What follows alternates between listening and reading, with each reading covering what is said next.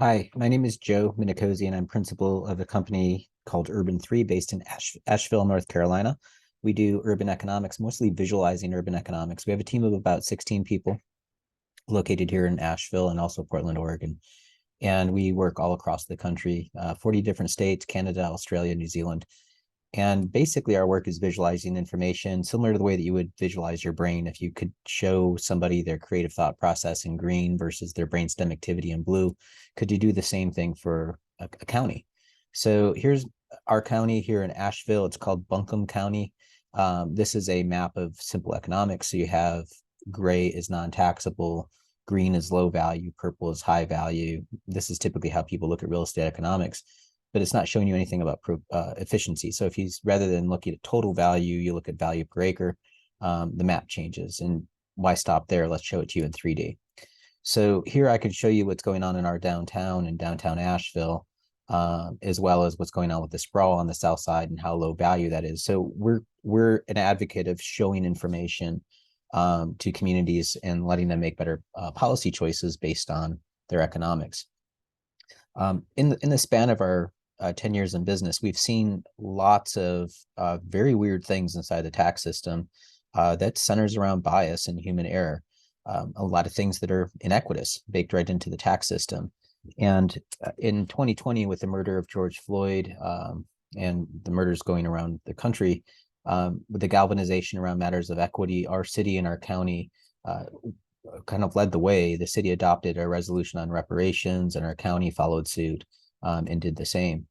This drew national media attention all across the country. I received calls from friends and colleagues from around the country congratulating us on doing this. Our city has had a history of racist and biased practices that goes back to our redlining map and actually further back than that. But we offered to do an analysis of our property assessment system.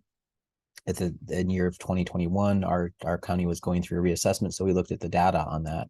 Now, any kind of inequity is race-based is going to start with a racial map. So we have here is a map of race in my county. Blue is white people, green is black people. And let's just kind of zoom into our city for a second. You'll see this big old pocket right there in the center. Well, that's actually the Biltmore estate. George Vanderbilt's mansion is there. And what a lot of people don't realize with the Vanderbilt estate is right adjacent to it is the Biltmore Forest, which is a predominantly residential community, a bedroom community of significant wealth. Sidney Powell has a house there, and if you're to compare Biltmore Forest to, let's say, Shiloh across Hendersonville Road, this is a friend of mine, Reggie Harrell, who lives in that house. So here's Reggie's house, and here's Sidney's house. If you're just to look at them side by side, they are what they are in the pictures. Miss Powell's house isn't a significant mansion or anything. It's just a upper class ranch burger. So looking at the houses and taking a look at them, let's take a look at the data. So if you look at the land value per acre, again, think miles per gallon, the neighborhood of Biltmore Forest has significant value. But here's where it gets interesting. When you look at the building value per square foot, this is pretty mind-blowing. How on God's green earth is Reggie's house worth more per square foot than Sidney Powell's? I did ask our assessor this. I'm trained as an architect. I said, how could you explain this? And he said, well, her house has got more square feet. Now, more square feet does not connote a drop in value, particularly when she's got 4 bathrooms, which are significant cost per square foot versus Reggie's 1 bathroom. Secondly, what that results in is on a per acre basis, he's going to be paying more taxes per acre. And we have a state constitution that requires uniformity in taxation. And this is showing the non-uniformity, particularly from a value standpoint. But going from the state law says at least every 4 years we do our reassessments. It actually says no more than 8, but typically we do 4 years in North Carolina. But from one assessment to the next, Reggie's house has gone up in value 266%, while Miss Powell's is only going up 126%. And on the property card, Miss Powell has renovated her house, and Reggie has not. This is just the tip of the iceberg on the analysis that we did, but I want to use this as an indicator species of the biases and practices that aren't following our constitution in our community, in our state. While we were doing this analysis, Dr. Chris Berry from the University of Chicago released a report on analysis all across the country, and this was carried in the New York Times opinion section, and they have charts like this. I call these J curves because it's kind of like a J on its side. And what it connotes is on the left is the lower value houses, and on the right are the higher value houses. So let's say in Chicago, the lower the value, the higher your assessment. The higher the value, the lower your assessment. Now, state laws dictate you have a uniform taxation. So what's going on is the values under that are distorted. So that causes an inequitous taxation. So in my county, this is how it works out from a number standpoint. If you're lucky enough to buy a house for $225,000, it gets assessed at $225,000. If you buy a house of less value than that, it gets jacked up in value. If you buy a house of greater value than 225,000, you get a healthy little discount there under the bar, if you will. So that equal would be uniform across the bar. This is uniform here. So this is showing you the distortion. What this translates into is an overtaxation and an undertaxation. An overtaxation of about $1 million a year and an undertaxation of $5.9 million a year for $6.9 million of subsidy per year for the next 4 years. This will happen in my county. Now, that number will change a little bit, but generally speaking, that's basically the number. Now, the reason why this is happening is the simple math of how the model looks at the computer model looks at housing markets. So it basically looks at all housing as one big pile. But when you sort it out, there's going to be a lot of housing in the middle of the market because there's a lot more middle class housing. And there's going to be a little bit of wealthy housing and a little bit of low wealth housing. The low wealth housing, typically low wealth individuals end up renting and they don't own because they can't qualify for a mortgage. So you find from a sample standpoint, a distortion that's caused in this kind of pile of information where if you're going to regress to the center of the mean, it's going to regressively pull the poor people up and give the discount to the wealthy people by dragging them down to the center. So that's how this works from a graphic standpoint. So we went back and looked at not only this cycle, but all the way back to 2000. So the last 20 years of information our query was, is this going to distort as you go further through time? And the simple answer is yes. So this is what it looks like in our county for the last 20 years of information, where you see the lowest 20% of individuals are being accelerated at 300% of growth, while the highest class of 20% is only moving at about 138% in the same market category. Yeah, that's baked into the mathematics and biases of how the standards of assessment are being practiced in my county.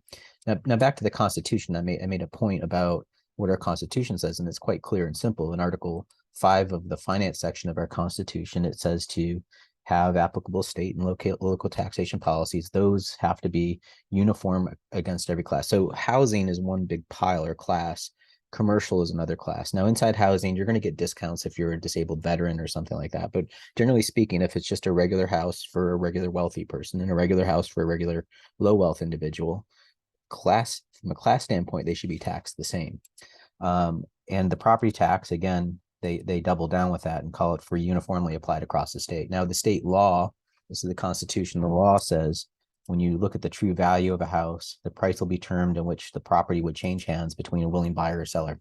That's it. It's pretty simple. What would somebody pay for it? So it's market value equals assessed value inside North Carolina. So basically back to that, the houses of a high wealth house and a low wealth house, we are uniformly taxing them from a millage rate perspective. So 6% or 6 mils across the system. Now, when you look at and apply this discount that's baked into the system, this is how it takes that uniform rate and essentially distorts it. So we're going to overtax individuals and undertax individuals. That's the simple method of what's going on here. This is, I would argue, ripe for a lawsuit in our community. We actually brought this forward to our county. We went through an administrative process. We actually had the county create an ad hoc committee to study our work, and they chose to not address this issue. So the county is willingly ignoring this distortion in the model. We've asked for them to do a reassessment, and they chose not to. Now we're going on year 2 for this. Now to show you the depth of information that we've actually gotten into, we're a sophisticated firm that has sophisticated software, and we do models like this. This is a model showing the land value change across the county at a parcel by parcel basis. And when you drill in and look in in the model, you see some unbelievably disturbing things. So just to give you one little example, this is where my office is. I'm sitting right here right now. If you're to go across the highway here into my neighborhood, notice how you go in a couple blocks and you see how it jumps up right here in the middle of our neighborhood. And when I brought this to the attention of our assessor, I said, why is it when you walk a couple blocks into my neighborhood, just this little section right here jumps through the roof? And the assessor calmly responded, well, that's a different tax neighborhood code. And I asked him, I'm trained as a city planner as well, how inside one neighborhood do you have separate tax neighborhood codes? Where did this come from? Who drew this map? Do you understand the distortion difference when you look at this? This is an incredible difference just crossing across one property line. The assessor had no idea how this map got created, who did it, why it's there. You can see the effects. Let's just kind of zoom in just for a second. I'll just show you just where the rubber meets the road between these two properties right here. That's the dirt under that property, the land value change in 1 year. And when you cross the property line, this is the effect right next to it. So just side by side, you're seeing a 200% change just adjacent to a property line. Now, I would argue that the reason why that neighborhood code is there is a legacy effect that actually goes back to the practices that were in place, similar to redlining. Certain parts of my neighborhood were hit harder because those were the black parts of our neighborhood, period. Along Montfort Avenue, right here, about 2 blocks away, notice how it's lower. Well, that was a streetcar line. That's predominantly where the white people lived. And a couple blocks away, you would have their help. And these same effects inside our tax system are legacy effects, very similar to redlining. And to show you the practice effect, let's go back to Reggie's neighborhood. Here it is. Notice how all the neighborhood codes are raised up. Now, the bias that we hear is, well, hey, Joe, there's nothing you can do. Each of those neighborhoods, there's people like you moving in. That's going to cause gentrification to happen in the neighborhood. Higher net wealth individuals are moving in and buying up lower wealth houses and raising the value. Got it. Very true, very valid. Gentrification happens. I totally understand. But how is it when you cross Hendersonville Road right here and you go back over to Sydney's neighborhood in Biltmore Forest, you can clearly see 2 transactions here in that neighborhood, but notice how none of the other green area right here in that neighborhood code even moves. So you're clearly seeing transactions. You're seeing a different practice of assessment just by crossing the road. The same law is not being applied uniformly in this neighborhood. And I'll just dig one more step deeper here to show you what's happening. So this is a house that's on the Blue Ridge Parkway. It's a 22-acre parcel, a 16,000 square foot house. Incredible location. Blue Ridge Parkway is essentially our oceanfront in our community. And to pull the property card for the last 10 years of this property, here's from 2011. The value of that house in 2011 was $4 million. And when you look at the value of that house today, in 2021, it's lost $1 million. So what you're finding is this practice inside the wealthy neighborhoods of almost like this alternative reality version of gentrification, where inside the higher wealth neighborhoods, that value is being distorted downward, while inside the low wealth neighborhoods that are predominantly neighborhoods of color, it's being affected upward inside the assessment model. In fact, we pulled all of the housing in Biltmore Forest, and this is a model. Red is losing value, green is gaining value, and there are about 278 houses that gain value inside the neighborhood. However, there is about 337 houses that have lost value. So there are more houses losing value inside one of the highest wealth neighborhoods in our entire state versus those that are gaining value. There are people that are transacting in there, yet you're not seeing the effect. So there's a net loss of $40 million. So the application of policy and practice of assessment is not following the uniform code, because this neighborhood is getting some sort of discount that's on steroids to lose value. So what the net effect is and the harm that's done to Shiloh, if we're to run the taxes on how much of it being overpaid, there's a $4.4 million loss in taxes that they should have collected in Biltmore Forest. And in Shiloh, they've been overtaxed $1.5 million over the last 20 years. And this is not an insignificant amount of money, particularly for a county that can't afford to keep up with its full budget. And not to just pick on Biltmore Forest, this is happening all across the county. In fact, on the left, we have, this is Shiloh, 54% non-white population, and you see Other neighbors, my neighborhood of Montfort is 23% non-white. But you can see how much there is some overvaluation happening in my neighborhood, but there's so much more undervaluation. In all of these wealthy neighborhoods, you're seeing this pattern of discount inside those neighborhoods based on basically the class of wealth that they're in, and it's not uniform against the class of architecture that is there for market valuation. So again, the value should be the market transaction. So we're not seeing it when you look at the model writ a large, but you're also not seeing it in practice. I'll just give you 5 examples here. So this is a house in a low wealth neighborhood, predominantly neighborhood of color, the south side. This is what the computer, when they ran the valuation, this is what the computer said. This is your value. When you look at it, actually, this one house actually transacted. So I'm going to show the houses that actually sold. So we'll see what the market says these things should be. So when the market says 265, so the computer basically overtaxed this house 16%. Had this property not sold, that individual for 4 years would be overcharged 16% of taxes. So the human got to see the transaction and corrected it. So this is what the assessor put it at. So 100%. We're good here. This is looking good. Here's another house, a couple neighborhoods over, still on the south side in the black neighborhood. This is what it sold for. Here's what the computer. So the computer underestimated this one by about 3%, and the human brought it up to 100%. Everything looks great here. However, when you go to the higher wealth neighborhoods, so we have to adjust the scales here. This is a house that sold for 2.5 million. Computer says 1.2 million. So this individual, had it not sold, would have been undertaxed about 50%. So if your child brought home a test score of 50, would you consider that a passing grade? No, of course not. We've brought this to the attention of our county commissioners as well as the county assessor and said, look, you need to look at your tax system and investigate the algorithm because it is scoring a 50 when you get into higher wealth houses. That is a fail. Now, not to just throw shade at the computer model, the human, when the assessor got a chance with the test score sitting right there to look at the valuation, this is what they reevaluated it at. So it didn't bring it up to a 70. And it says 64%. So this is getting a more like a 36% discount on its tax bill. Here's another one. This house sold for 5.3 million, computer, human. You see this pattern all across. This one is one of my favorites where the human had the intestinal fortitude to bring it up 1 percentage point from 53% to 54%. Still a failure for both of these. Now how this has an effect is we have to pay for our government. So we have a millage rate that we have to hit our budget of property taxes that have to come in annually to be able to afford the government that we bought, essentially. So this individual on the far left, if you take their full tax bill and say, how many of those houses would it take to fill the void of the discount to that one house on the left? So we ran the analysis of that. Here's the house. It and 5 parcels around it would be paying full freight to cover the discount on this one house on the side of a mountain somewhere. So this is a pattern that we see over and over again inside the tax system. And what I would argue is that we're essentially playing chess or checkers in the middle of a chess match.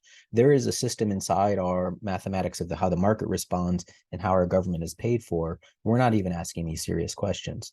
So back to the red line map. When you look back at the red line map for our community, we apply the tax changes in assessment in our community, you see that the green neighborhoods that we're given the benefit of being the highest class neighborhoods in the red line maps, they're only moving at 0.2% in Biltmore Village. Reggie's neighborhoods at close to 20%. And you have the red line neighborhoods of Burton Street at 26%. There is a truth to having gentrification, but gentrification should be happening throughout my entire community because there are wealthy people moving here as much as there are middle class and low wealth individuals moving to Asheville.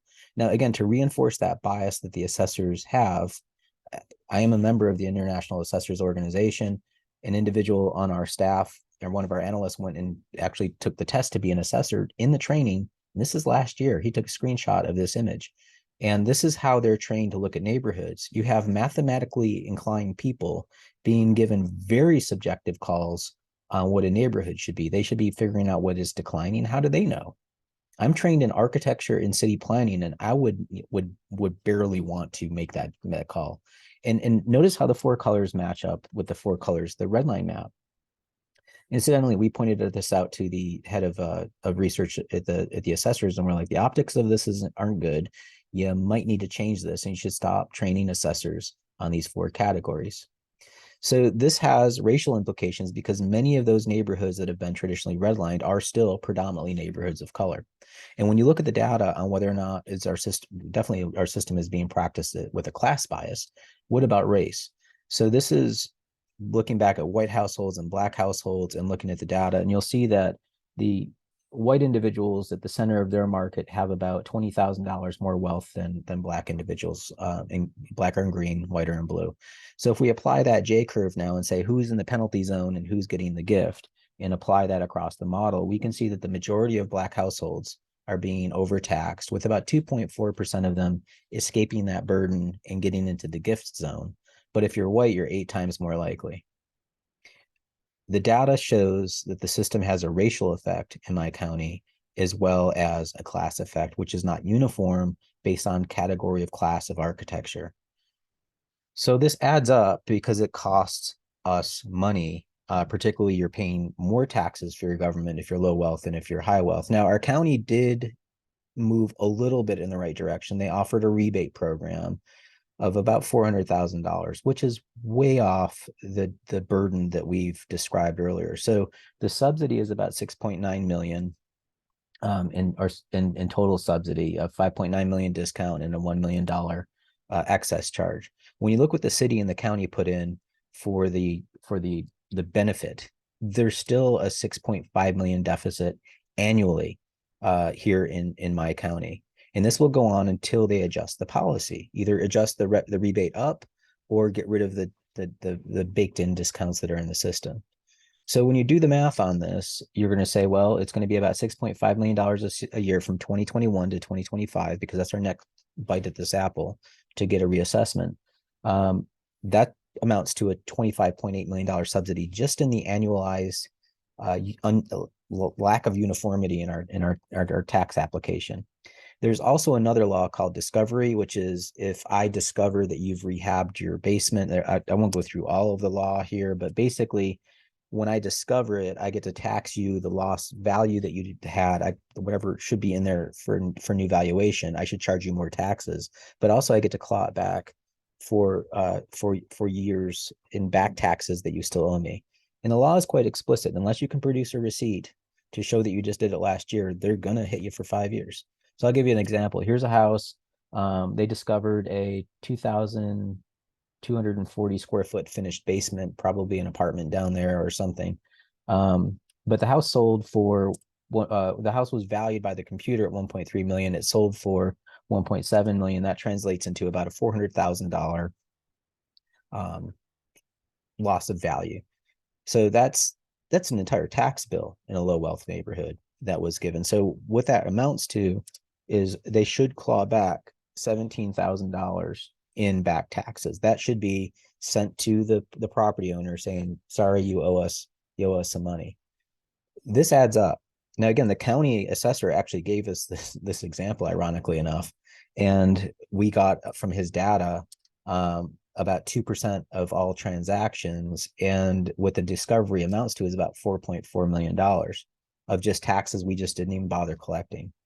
Now, what that translates to in my community, it's about 111 teachers that we didn't pay for. Now, mind you, that's just 2% of all housing stock. So here's a mathematical question. If 2% is drawing 4.4 million, what's the other 98%? So doing the mathematical model on this, you've got 2 to 4.4 million, you're 98% to a factor of n. So N is going to translate into $216 million of taxes that we haven't collected. Now that may be high, but at least it's a start to show you the scale of this. $216 million is about half of all of the revenue that my county has. If you just look at property taxes, it actually is more than all of the property taxes collected. So if we just collected discovery, we wouldn't even need to tax people. We could lower the millage rate on houses. I mean, this shows you the scale of inequity just inside our little county of Buncombe County, which is a population of 200,000 people. The Dogwood Health Trust, it has been paying attention to our work. They contracted with us and gave us a grant to replicate this analysis in the 17 counties around Asheville, all of Western North Carolina, essentially, which is about $111 billion worth of property to us to look into, which amounts to a production of about $1 billion of taxes, where you have all of these effects baked into it. And we're seeing the exact same problem across these 17 counties. So in blue, that box up here, this is Buncombe County. You can see its sales ratio of the J curve essentially, but you see the J curve in pretty much every one of these. This is a bias baked into the practice of how assessors operate. Some of it could be overt, some of it could be negligence. We don't know, but the data shows that the system has tremendous flaws in it. And not only in our this part of Western North Carolina, this is statewide in how it's applied. If you look at Dr. Chris Berry's data of all the counties that he's analyzed, every single county across the country, about 2,500 of them, 90% of them have this problem. So I would argue that this is ripe for a class action lawsuit, that we've given the opportunity to cure to our county commissioners. They've chosen not to. They set up a system of review that was essentially flawed from the beginning. They created a committee to analyze all of this work. The committee chose not to. Two of the folks on the committee were from the same exclusive luxury real estate agency called Christie's, which is a nationwide real estate agency. You really can't make this stuff up. It's incredibly frustrating. And yeah, we think something should really happen with this. Again, I'd like to close. Let me stop sharing screen. And thank you for your time to watch this. We're doing work in Fort Worth, Texas, Burlington, Vermont. We think this is going to be a pretty big deal across the country. Folks are now asking us to fix their systems. And this is something that really needs to be dealt with in our country. And thank you for your time. Take care.